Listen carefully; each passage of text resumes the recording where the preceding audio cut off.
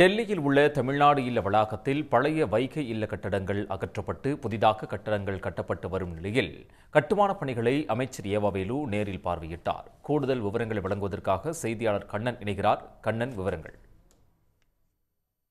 உள்ள சாணக்கியபுரியில் தமிழ்நாடு இல்ல வளாகத்தில் உள்ள பழைய வைகை இல்ல கட்டிடங்கள் அகற்றப்பட்டு புதிதாக கட்டிடங்களானது கட்டப்பட்டு வருகிறது.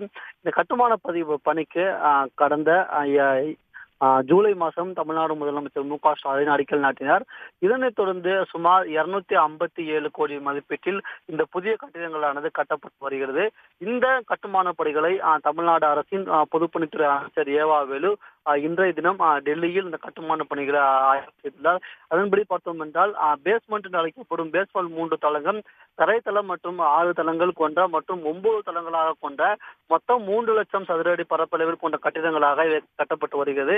இந்த கட்டடங்களில் பணியாளர் குடியிருப்பு, விருந்தினர் இல்ல பகுதி, முக்கிய பிரமுகர் பகுதி ஆகிய 3 பிரிவுகளாக கட்டப்பட்டு இந்த பணிகளானது நடைபெற்று வருகிறது.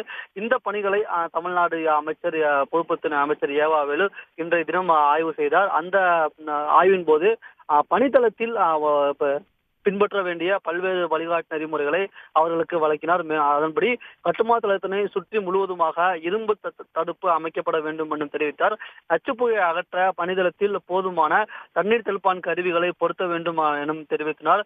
மேலும் பழைய கட்டிடங்களை இடிக்கும் பணியிலும் அடித்தள பானம் தோண்டும் பணியில் பணியாளர்கள் ஈடுபடும் போது பணியாளர்களை கண்காணிக்கும் அனைவரும் உரிய பாதுகாப்பு சாதனங்களை வழங்க வேண்டும் என்றும் தமிழ்நாடு பொதுப்பணித்துறை அமைச்சர் ஏவாவேலு அறிவுறுத்துள்ளார். மேலும் பணியாளர்களை காப்பீடு திட்டத்தில் இணைக்க வேண்டும் என்றும் கட்டுமான பொருட்கள் அனைத்தும் தரமாக சோதனை செய்து தரமான அளவில் கொள்முதல் செய்து இந்த கட்டுமான பணிகளை மேற்கொள்ள வேண்டும் என்றும் தமிழ்நாடு அரசின் பொதுப்பணித்துறை அமைச்சர் ஏவாவேலு இந்த கட்டுமான பணிகளை ஆய்வு செய்து அங்குள்ள பொறியாளர்களுக்கும் தமிழ்நாடு அரசின் உயர் அலுவலருக்கும் இந்த அறிவுறுத்தல்களை வழங்கியுள்ளார். கண்ணன், தகவல்களுக்கு நன்றி. உடனுக்குடன் செய்திகளை தெரிந்து கொள்ள சன் நியூஸ் பெல் ஐகானை கிளிக் பண்ணுங்க.